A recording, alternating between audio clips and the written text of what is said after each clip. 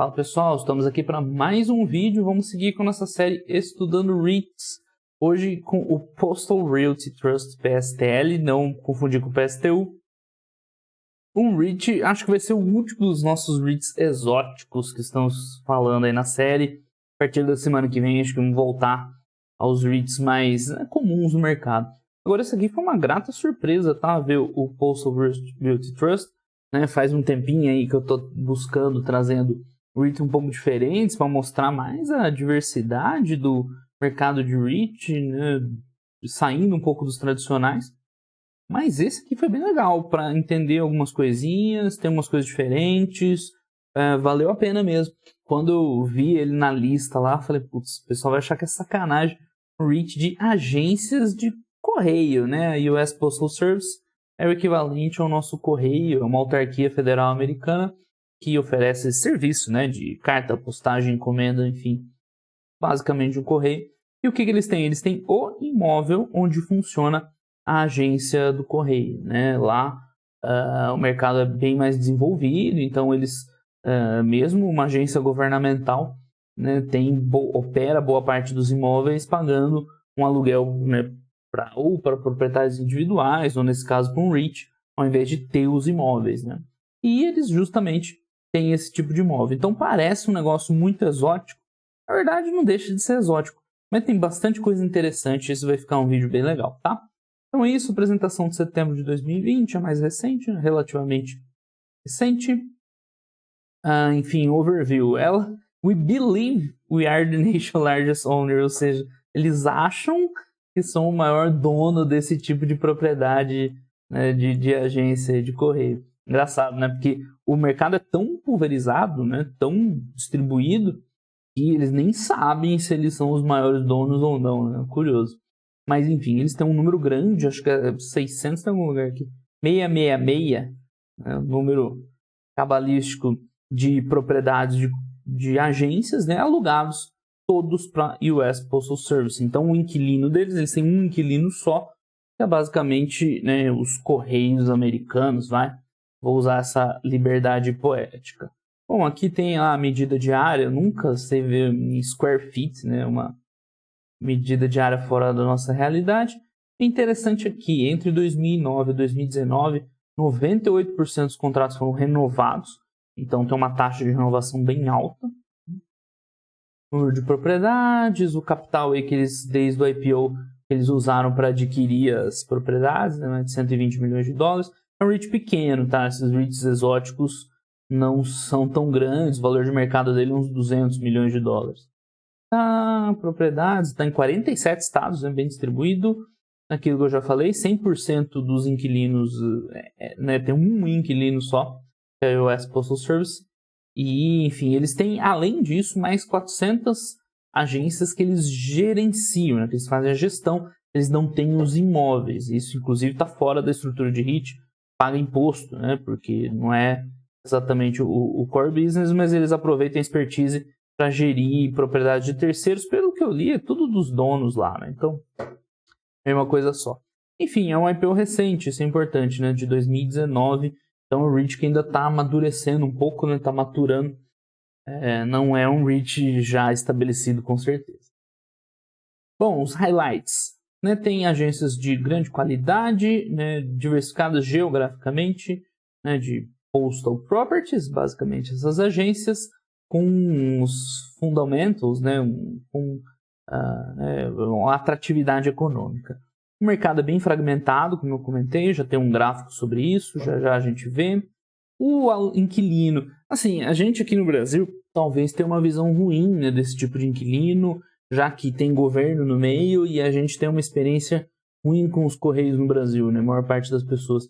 Mas com certeza nos Estados Unidos não é um inquilino ruim, tá? É capaz de ser até bem bom, porque, claro, o governo lá, né, é outro nível, e a US Postal Service, no final da apresentação eles comentam, é uma entidade bem razoável, assim, bem decente, conhecida nos Estados Unidos, importante para os Estados Unidos, né, parece ser bem gerida.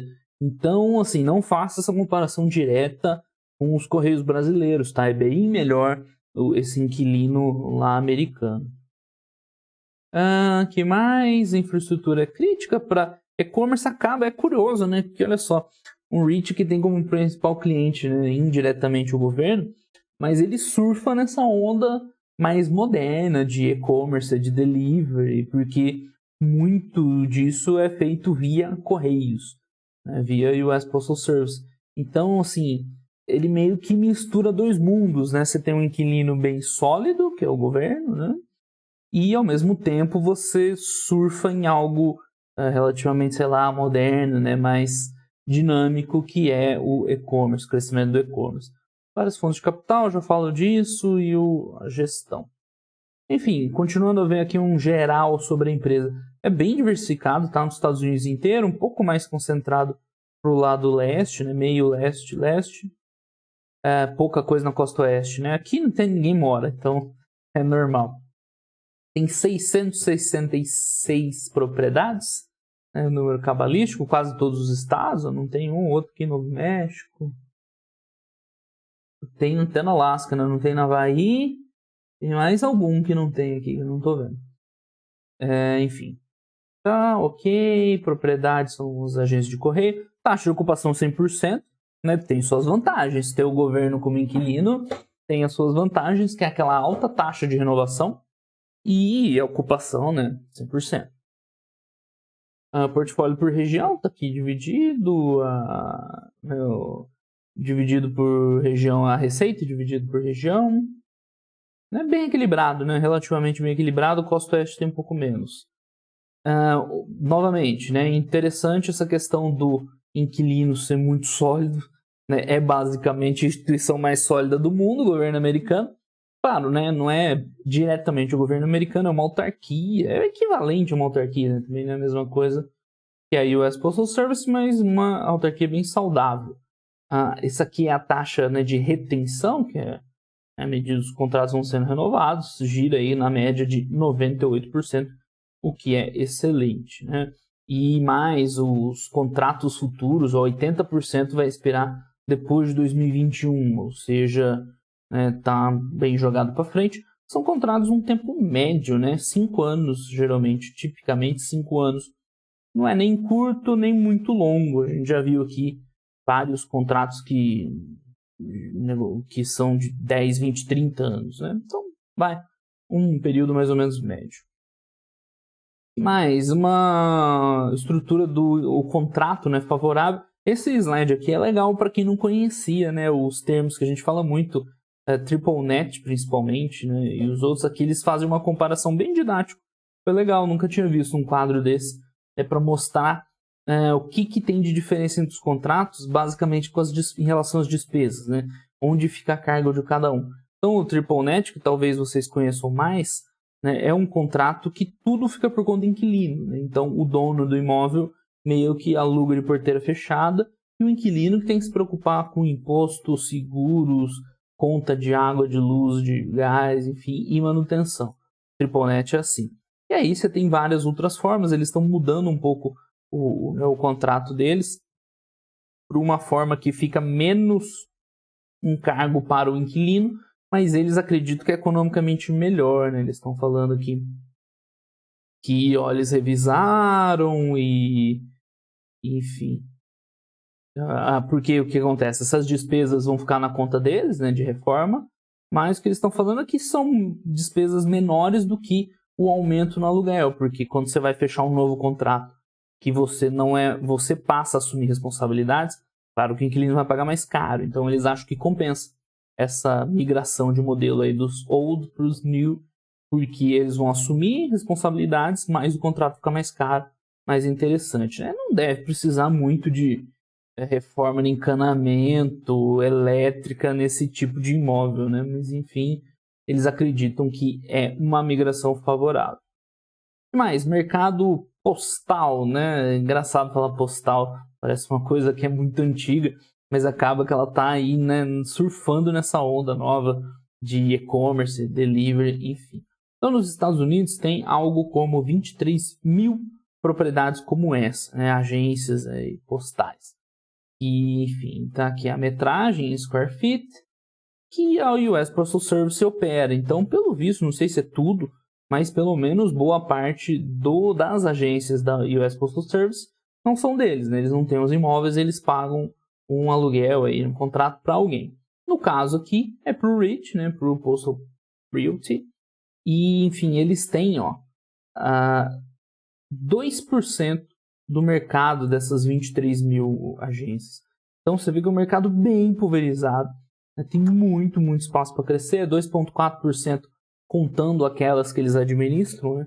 Então é um mercado que está bem pulverizado, a maior parte deve ser donos individuais desses imóveis, e eles têm, assim, para crescer, né, o mundo inteiro para crescer. Isso é sempre interessante. Claro que quando um REIT ele domina o mercado é legal, porque aí ele tem as vantagens de ser o player dominante. Mas quando o mercado é muito pulverizado assim, é interessante você também ter muito espaço para crescer, para consolidar, né? E aí começar a ganhar muito em escala, né? Então é promissor, né? Parece ser bem promissor. Aqui a gente vê a divisão por área, né, das agências, tem de tudo, desde agências enormes até pequenas, bem dividido. Tem umas fotos aqui, ó. Bem legal, né? Bem bonitinha essa aqui no Maine, lugar nevado lá. Típico coisa americana, né? Outro no Colorado. Aí no Arkansas aqui algo mais tradicional, essa no Pensilvânia. Então, bem legal. Os imóveis achei interessante. Bom, aqui nós vamos falar da parte que eu achei mais interessante nesse REIT, que é o seguinte, né? Eles têm uma estratégia de... Lembra que a gente falou que o mercado é pulverizado, a maior parte dos donos desses imóveis são donos individuais, né, ou investidores menores? Pois bem, o que o REIT faz para ele crescer? Ele vai comprando dessa pessoa, né? Então, sei lá, uma pessoa física tem um imóvel desse, usa renda lá para, né, sua vida, enfim. E o que o REIT faz? Ele vai lá, compra esse imóvel de você e ele não te paga em dinheiro, ele te paga numa participação da empresa. Então são essas OP Units, né? Operation Units. O que isso quer dizer? Isso é equivalente, um valor imobiliário que é praticamente equivalente a common share. Então, como é que funciona? É como se o REIT estivesse pagando com ações próprias dele, né, as aquisições. Então, ao invés de você pôr dinheiro na mão do cara, você dá uma ação sua. E qual que é a vantagem para o cara que está vendendo? Ele tem um imóvel que paga imposto, enfim, que está lá na estrutura dele. E essa transação dele receber essas OP Units pelo imóvel, ela não é tributada. Então, se o cara está querendo, né, sei lá, aposentadoria e tal, é interessante porque você passa a diversificar a tua fonte de renda, né? Você passa a ter a participação num REIT que tem 600 propriedades e não uma só, então você tem uma participação proporcional ali e você não paga imposto nisso, né? Então, bem interessante isso. Foi a coisa que eu mais gostei de vender, essas OP Units, né? E por curiosidade, né, elas são como se fosse common shares, mas claro, não é a mesma coisa, senão não chamaria diferente. Então, né, essas OP Units, eu achei elas muito parecidas com as ações preferenciais no Brasil, claro, né, assim, coisas totalmente distintas, mas na prática elas não têm direito a voto, né, só que tem todos os direitos econômicos de uma common share. Então lembra bastante a nossa preferencial, né? Já que preferred share no exterior é totalmente diferente de ação preferencial no Brasil. E enfim, elas depois de um tempo elas podem ser tanto, né, reembolsadas em dinheiro quanto convertidas em common shares, né, em ações normais, que seriam as nossas ações ordinárias. Então bem interessante isso aqui, essa questão tax efficient, né, de fato faz diferença. E é uma forma que eles têm de ir crescendo sem precisar levantar tanto capital. Em algum lugar aqui fala que 17% das aquisições eles fizeram emitindo essas OP Units, né, trocando pelos imóveis. E assim, tem tudo para continuar, né, crescendo desse jeito. Então, bem legal isso aqui. Eu já tinha visto, mas nunca tinha entrado a fundo como nesse REIT. Então, né, bem legal essa estratégia que eles têm de crescimento. Mas aqui é como eles geriram um portfólio pós-IPO, então fizeram IPO, levantaram dinheiro, claro, cresceram muito de um ano para o outro e, né, pegaram a grana do IPO e adquiriram propriedades. Então, 17% que eu tinha falado, eles adquiriram com essas OP Units, né, com equity, no final das contas, não sei se ela tecnicamente é considerada equity, mas enfim, né, diluindo o acionista, emitindo direitos. E o resto, claro, com o dinheiro levantado no IPO. Então, cresceu 150% as propriedades. Mas, claro, né, calma, porque era previsto já que a empresa levantou a grana na IPO para comprar mesmo. Tem que ver mais daqui para frente, né, o ritmo de crescimento mais normal. Lembra que eu falei no começo que é um REIT bem assim, no estágio inicial, ainda não é maduro. Então é isso, adquirindo bastante, adquirindo propriedades um pouco mais caras de aluguel, subiu a média de aluguel por metro quadrado ou por pés quadrados. Enfim, né, tá escalando, tá crescendo, dividendo cresceu. Mas, né, de novo, isso aqui, por enquanto, ainda é uma empresa muito jovem, né, um pós-IPO, tendência ela dar uma acomodada, imagino eu, né, então não vai crescer tanto assim. Bom, o que eu tinha falado sobre o United States Postal Service, né, o US Postal Service, muito conhecida lá pelo Lance Armstrong, né, era o patrocinador da equipe de ciclismo que o Lance Armstrong ganhou vários Tour de France e depois teve doping, enfim, é uma história bem legal. Então, a US Postal Service é o equivalente ao nosso correio aqui, né, mas claro, com todas aquelas ressalvas que eu comentei, né, uma autarquia federal, ela não recebe dinheiro do governo, tá? Então, ela é sustentada por ela própria, né, não é sustentada pelo governo. E ela é gigantesca, né? Eles têm lá um monte de delivery. Eles administram quase metade do correio do mundo por volume. Isso é muita coisa, né? Muita coisa mesmo. Tem 600 mil empregados. Enfim, é uma instituição muito importante nos Estados Unidos. É bem diferente dos correios aqui, tá? A receita de 70 bilhões anuais. Tem muita empresa aqui que eles estão falando. Se fosse uma empresa privada, seria a 44ª maior na lista da Fortune 500. Então, é uma grande empresa, né? Um ente federal. Mas, enfim, só para reforçar a solidez deles, né? Com a pandemia não teve impacto nenhum, continuou funcionando normal, pagou 100%, né? Deve até ter crescido. E aquilo que a gente falou, né? 100% de ocupação e 98% de taxa de renovação dos contratos, né? Então, o inquilino é bem sólido. Tudo bem, tem um certo risco sim por ser um inquilino único, né? Vai que o pessoal resolve mudar o modelo de negócio, mas é o inquilino, né? É o melhor inquilino que você poderia ter. Governo americano, claro, por uma entidade aí indiretamente, mas entidade bem sólida, que eles estão mostrando os números. Então, o aluguel para a US Postal Service é 1,3% de todas as despesas operacionais. É bem pouco, não é o tanto que os caras gastam com funcionário, né? Quase tudo com funcionário. Então, um pouco provável que eles vão mudar esse modelo de negócio, né? Tem tudo para ser um inquilino de risco, né? Muito, muito, muito baixo. Tá, aquilo que eu falei, é o Self-Supporting Independent Federal Agency, ou seja, não recebe dinheiro, receives no government appropriations. Ela se sustenta com o serviço, com as taxas.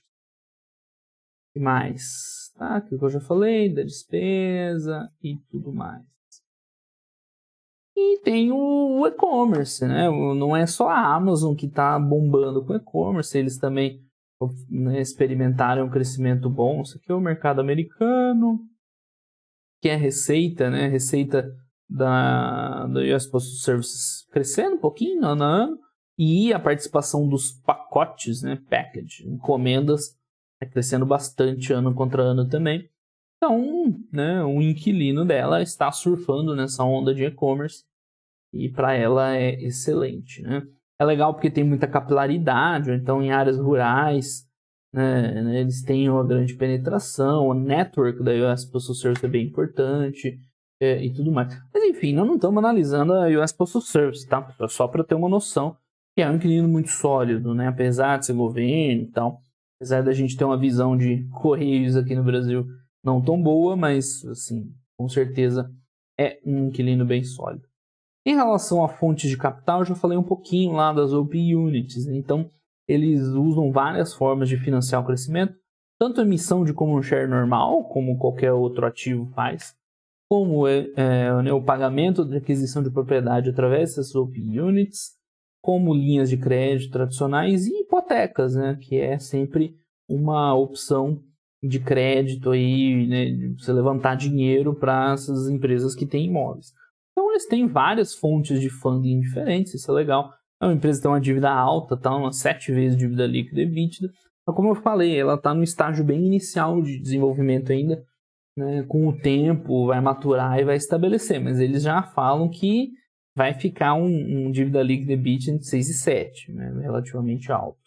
40% do custo de aquisição dos ativos, não é tão alto, né, que para a gente a gente tem em mente um patamar mais baixo.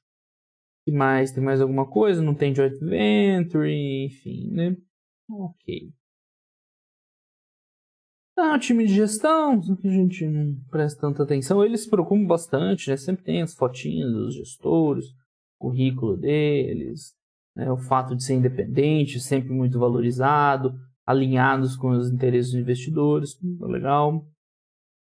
E, enfim, é isso, né? Aqui é a repetição daquele slide lá, com os pontos chaves da empresa. Então, assim, eu achei bem legal estudar ele, tanto pela excentricidade, né, de ter agências de correio, por essa questão que eu comentei da dualidade. Por um lado, você tem um inquilino muito sólido, né, único do governo.